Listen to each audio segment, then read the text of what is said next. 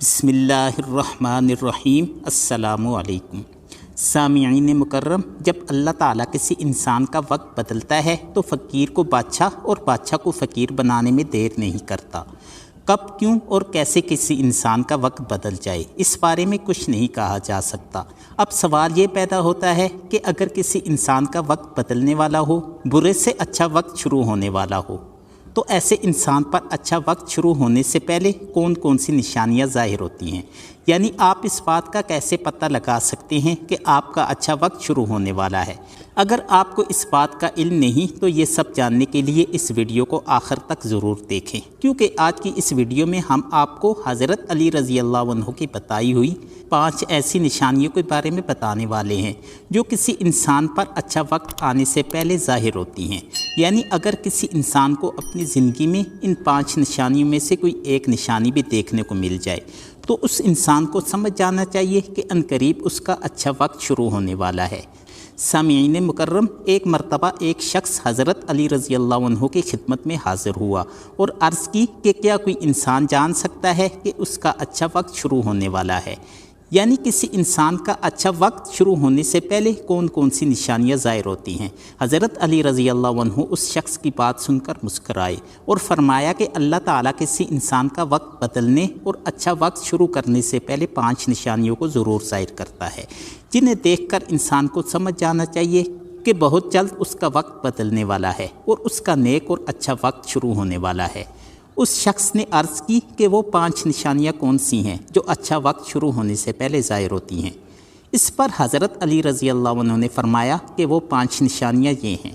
Number 1، فجر کے وقت آنکھ کا کھل جانا۔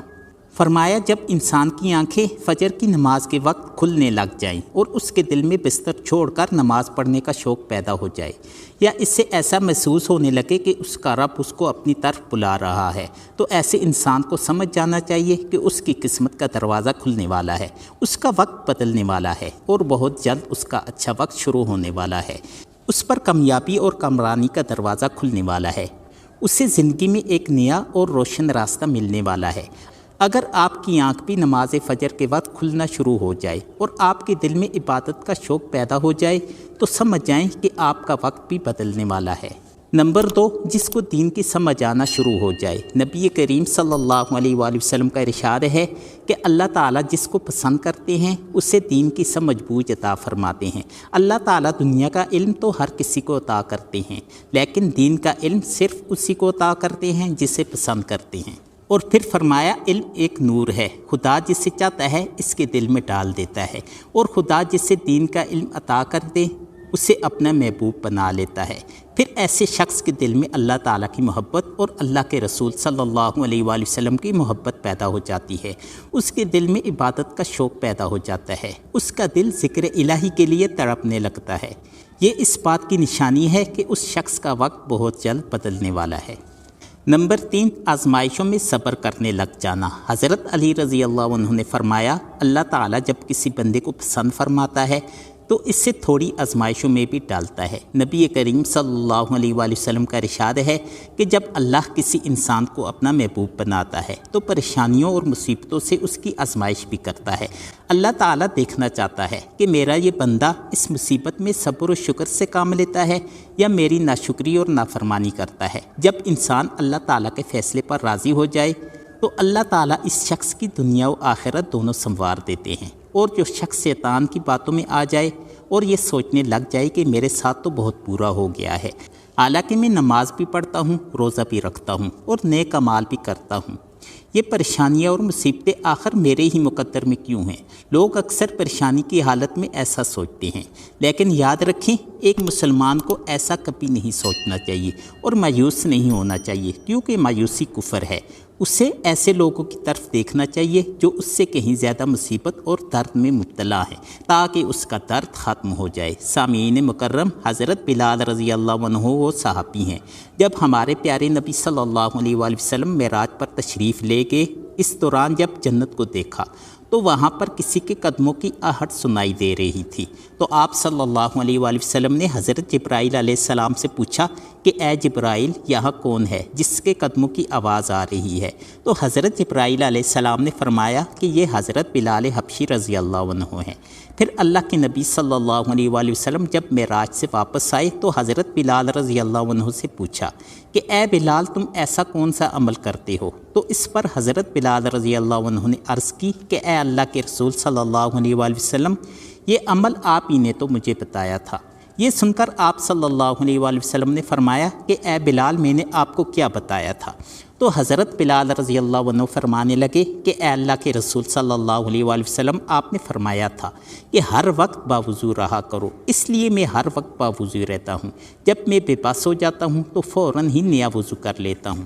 تو میری یہ بات یاد رکھنا کہ آزمائش بھی اللہ تعالیٰ کی محبت اور کامیابی کی نشانی ہے، سو تم پریشانی میں صرف ایک ہی بات یاد رکھو، اللہ تعالیٰ اپنے پیاروں کو ہی آزماتا ہے۔ نمبر 4، چہرے پر رونق آنے لگتی ہے۔